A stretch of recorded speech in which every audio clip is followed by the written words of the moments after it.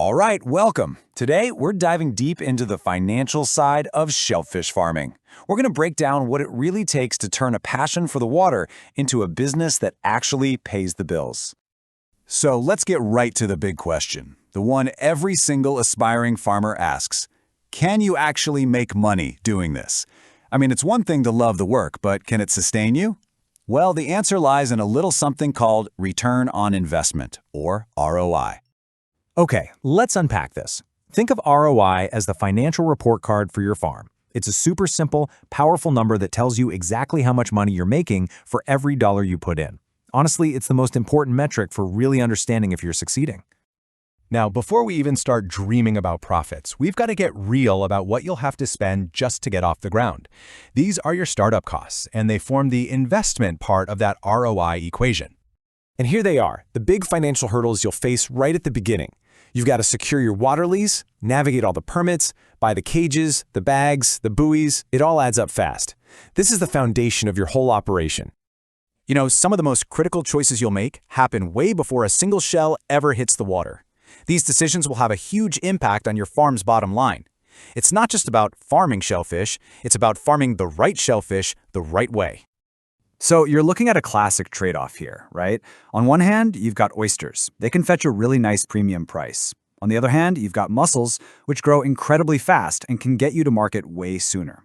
Both have great demand, but they lead to totally different business models. In this timeline, it just drives that point home. It really paints a clear picture of how your choice of species affects your cash flow. Mussels could start bringing in money in just a year. Oysters, you're looking at a year and a half, maybe two. And clams, well, you gotta have some patience for those. Here we go again, another key decision. Off-bottom culture, that's using things like cages or bags floating in the water. It costs more to set up, for sure, but it gives you way better protection and often a higher quality product. Why? Because the shellfish stay clean out of the mud. That means less grit, a prettier shell, stuff that restaurants and customers will pay more for. Bottom culture is cheaper to start, but you're rolling the dice a bit more with predators and the environment. All right, so you're all set up. Now comes the part where you actually make or break your ROI, your day-to-day operations. This is all about running a tight ship to maximize those returns. Look, every single improvement you can make here goes straight to your bottom line. Keeping labor costs in check, making sure your water quality is perfect for fast growth, and harvesting smartly to avoid waste, these aren't just chores, they're profit strategies. This is so important. It's not just what you grow, it's when you sell it. Just think about it.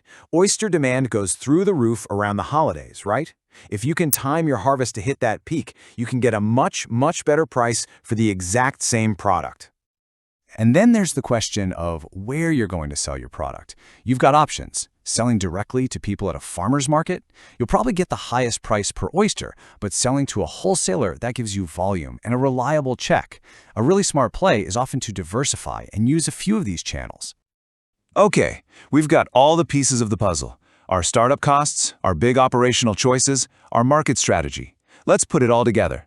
We're going to walk through a simple example just to see how the math on this actually works. First things first, your initial investment. Let's just use a nice round number. Say after getting the lease, the permits, and all that gear, you've spent $100,000. That's our starting point.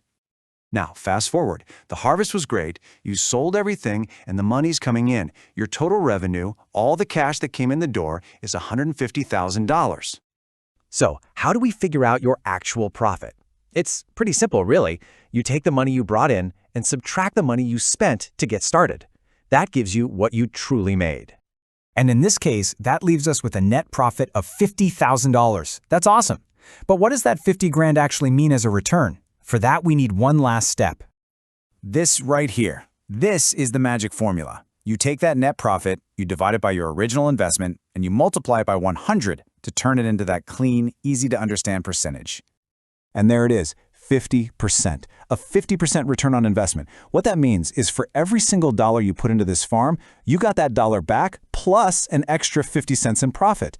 Now that is a clear sign of a successful business.